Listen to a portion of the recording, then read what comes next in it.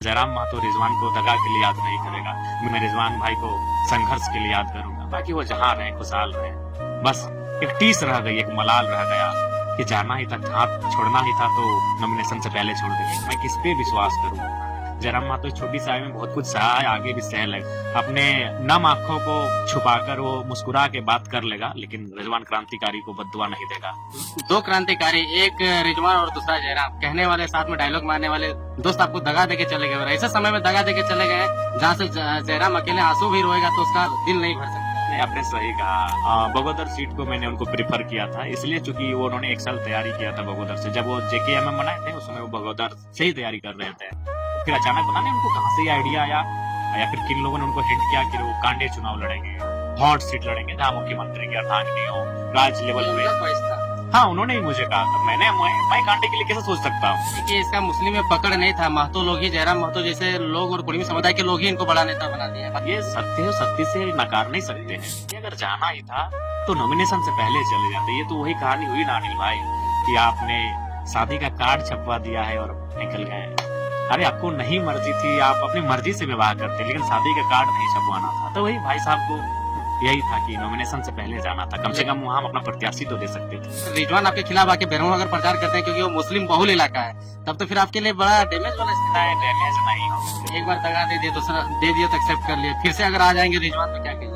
दो क्रांतिकारी, एक रिजवान और दूसरा जयराम, कहने वाले साथ में डायलॉग मारने वाले दोस्त आपको दगा देके चले गए और ऐसे समय में दगा देके चले गए जहाँ से जयराम अकेले आंसू भी रोएगा तो उसका मतलब दिल नहीं भर सकता। नहीं, आपने सही कहा। कल जब मैंने सुना तो सबसे पहले हमने अपने सारे कार्यक्रम को कैंसिल कर दिया और हमें लगता है कि आज मनसा पूजा के बाद हम पहली बार घर गए। अपने सारे साथियों को जो फोर व्हीलर में गए थे, फोर व्हीलर को हम आधे रास्ते से घुमा दिए। हम घर से बाइक मंगाए, बुलेट। हम बोले नहीं, आज किसी के साथ हम नहीं जाएंगे, आप लोग अपना घर चले जाइए। और सही बात है, हम बुलेट मंगाए, बुलेट में बैठ के घर गए, कमरे को बंद किए और आंखें गिली थी। इसलिए गिली थी कि सवाल यही है कि आज मैंने अपने शरीर को गला दिया। मैं किस पे विश्वास करूं?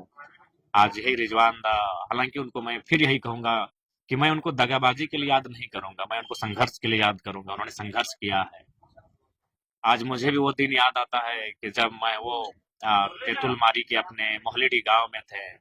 पहली बार आज से 2.5 साल नहीं, लगभग 2.25 3 साल पहले, उससे भी ज्यादा, 2-3 महीना कम, कही कि 3 साल पहले मैंने उनको कॉल किया और उनको मैं अपने मामा घर लेके आया। क्योंकि उस समय हम लोग को मीडिया कवरेज नहीं करती थी। उस समय एक जितेंद्र ब्लॉग थे और रोहित ब्लॉग थे। उसके अलावा कोई ऐसा विषय राजकुमार मंडल जी थे कभी कभी, और राहुल मोदक जी थे।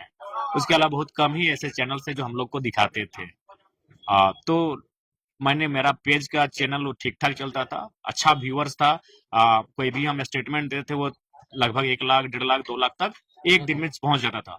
तो पहली बार उनको हम मामा घर बुलाए। हम मामा घर में रहते थे। मामा घर का नाम आमडी है। रिजवान भाई को खाटी पे बैठाएं और उसका हम शीर्षक भी दिए थे कि खाटी में बैठकर खाटी मुसलमान को सुनिए 1932 के खतियान पे। वो मेरा पेज था, वो चैनल भी नहीं था। नहीं, उससे पहले तक रिजवान जी को किसी चैनल ने भी कवरेज नहीं किया था। मैंने खुद उनको अपने पेज पे लाए कि रिजवान भाई आप बोलिए। तो फिर उन्होंने बोले और वो वीडियो हमको लगता है एट ए टाइम 80,000 व्यूअर्स ने देखा और समय आते थे शायद लाखों पार हो गया था। तो मैंने उनको स्वयं निमंत्रण दिया था कि इस आंदोलन में आप मेरे साथ चलिए। वो चले, बहुत अच्छा चले। बीच में फिर वो अपना JKMM कुछ बनाए।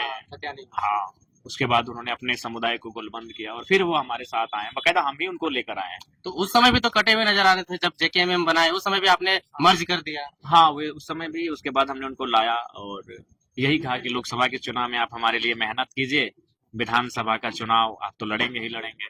और बकायदा विधानसभा का चुनाव उन्होंने बगोदर सीट को मैंने उनको प्रिफर किया था, इसलिए चूंकि वो उन्होंने एक साल तैयारी किया था बगोदर से। जब वो JKMM बनाए थे उस समय वो बगोदर से ही तैयारी कर रहे थे। तो फिर हम बोले वो बेहतर सीट है, वहाँ समीकरण भी बहुत सुंदर फिट वेट रहा है। तो वह बोला, फिर अचानक पता नहीं उनको कहाँ से ये आइडिया आया या फिर किन लोगों ने उनको हिंट किया कि वो कांडे चुनाव लड़ेंगे, हॉट सीट लड़ेंगे जहाँ मुख्यमंत्री की अर्धांगिनी हो, राज्य लेवल में। था।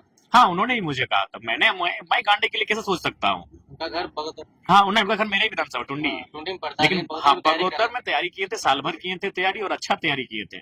तो मैं गिरिडीह तक हार्डली गया था, क्योंकि गिरिडीह मेरे असेंबली, सॉरी, कॉन्स्टिट्यूशन में आता है। तो मैंने गिरिडीह लोकसभा में, गिरिडीह विधानसभा उनको कहा था, क्योंकि वहाँ उनके समुदाय की आबादी भी 60,000 से ज्यादा है। हमारे समुदाय भी कुछ ठीक ठाक है रिटर्न में। तो मैंने उनको गिरिडीह तक प्रीफर किया था कि आप तो बड़े नेता हैं, आप चयन कीजिए। और मैंने उनको गिरिडीह बगोदर कहा, नहीं मेरे दिमाग में नहीं था। तो फिर वो बोले नहीं हम गांडे से लड़ेंगे। तो फिर डिस्कस हुआ। तो हाँ, एक मजाक मजाक में ये हुआ कि आप तो, कुछ लोगों ने कहा कि आप तुम तोर से बोलो चुनाव भर तो नेता रहो। कैसे ना, तो लड़ रहे मंत्री जी से, हम मुख्यमंत्री का धांगनी से। तो हम बोले ठीक है आप लड़िए। तो फिर वो वहां गए। उसके बाद जो भी था बस इतना ही कहेंगे, जहां भी रहो दोस्त खुशहाल रहना, सलामत रहना, अच्छे से रहना। और हाँ यही, अगर आपको जाना ही था तो नॉमिनेशन से पहले जाना था। मतलब वो पार्टी के लिए डैमेज कर दिया। हाँ बिल्कुल, उनको नहीं बुरा कहेंगे, मेहनत किए हैं इतना। जयराम महतो इस छोटी सी आयु में बहुत कुछ सहा है, आगे भी सह लेगा। अपने अपने नम आंखों को छुपाकर वो मुस्कुरा के बात कर लेगा, लेकिन रजवान क्रांतिकारी को बद्दुआ नहीं देगा। लोग कहते हैं कि इसका मुस्लिम में पकड़ नहीं था, महतो लोग ही, जयराम महतो जैसे लोग और कुर्मी समुदाय के लोग ही इनको बड़ा नेता बना दिया है। ये सत्य है, ये भी सच्चाई है, इसमें आप नकार नहीं सकते हैं। क्योंकि आज उनको जो भी उनके व्यूअर्स भी हैं वो मैक्सिमम जो है हमारे समुदाय से ही हैं।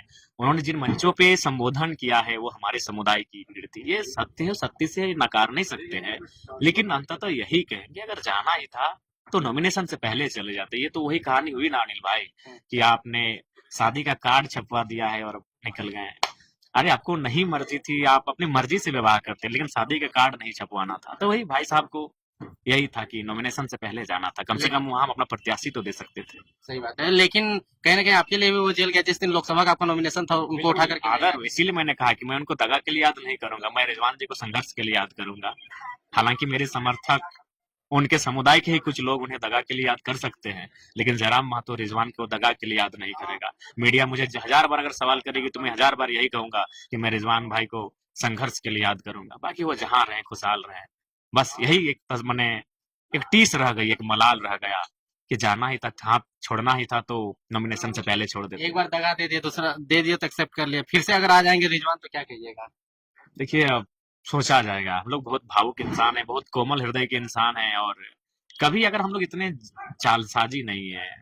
हम लोग हमें वो एक ऐसा केंद्र अध्यक्ष हैं जो आप पूछिए, हमारा मोबाइल का पासवर्ड हमारा एक पंचायत का सदस्य को मालूम है कि हमारे केंद्र अध्यक्ष जी के मोबाइल का पासवर्ड क्या है।